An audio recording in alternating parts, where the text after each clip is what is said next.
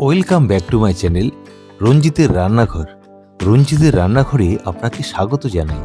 আজকে আপনাদের সামনে উপস্থিত করেছি বোয়াল মাছের ঝোল।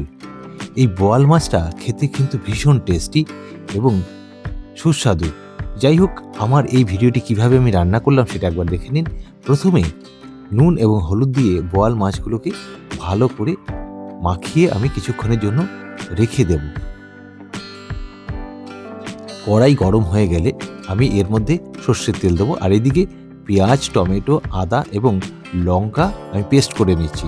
দেখুন, কড়াইতে তেল দেওয়া পরে তেল গরম হয়ে গেলে একে একে মাছগুলো ভেজে নেব। তবে একটা বিষয় মনে রাখতে হবে, ঢালটা কিন্তু সঙ্গে রাখতে হবে। বোয়াল মাছ কিন্তু ফাটে, অর্থাৎ তেল ছিটে আসতে পারে গায়ে, তার জন্য ঢেকে ঢেকে মাছগুলোকে উল্টে পাল্টে ভেজে নিতে হবে। আমি প্রথমে 3 পিস মাছ ভেজে নিচ্ছি। ঠিক একইভাবে বাকি মাছগুলো আমি এইভাবেই ভেজে নেব। দেখুন, মাছ ভাজা আমার হয়ে গেছে। মাছগুলো আমি একে একে তুলে নিচ্ছি। আমার এই চ্যানেলটি যারা নতুন দেখছেন তারা অবশ্যই চ্যানেলটিকে সাবস্ক্রাইব করবেন এবং বেল আইকন প্রেস করবেন এবং লাইক এবং কমেন্টস করবেন। এদিকে তেল গরম হয়ে যাওয়ার পরও আমি জিরে এর মধ্যে দিয়ে দিচ্ছি।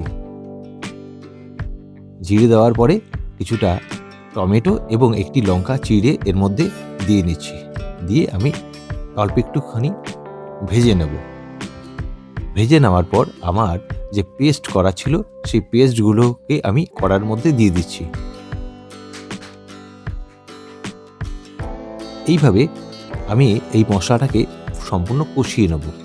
যখন তেল ছাড়বে তারপরে বাদবাকি কাজ করব। এবার এইদিকে দেখুন, আমি হলুদ গুঁড়ো, জিরে গুঁড়ো, ধনের গুঁড়ো এবং স্বাদ মতো চিনি দিয়ে দিলাম এবং লাল লঙ্কার গুঁড়ো দিয়ে দিলাম। এবার সমস্তটাই আমি এইভাবে মিশিয়ে নিচ্ছি।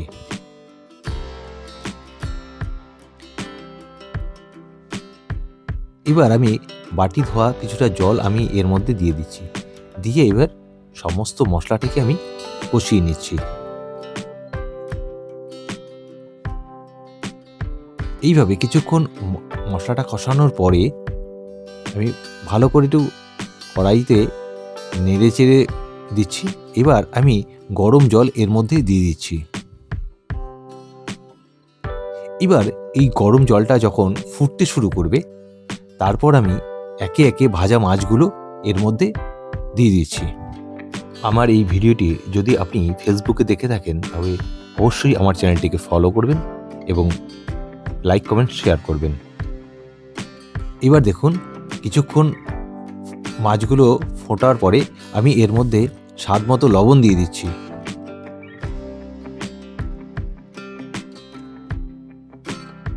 এইবার আমি চালের গুঁড়ো এর মধ্যে দিয়ে দিচ্ছি।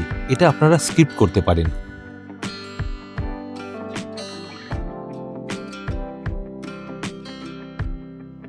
আমার রান্না রেডি হয়ে গেছে। এর মধ্যে আমি ধনেপাতা ছড়িয়ে দিচ্ছি। আমার এই ভিডিওটি আপনাদের কেমন লাগলো অবশ্যই আপনারা কমেন্টস করে জানাবেন। যদি ভালো লাগে অবশ্যই লাইক, কমেন্ট, শেয়ার করবেন।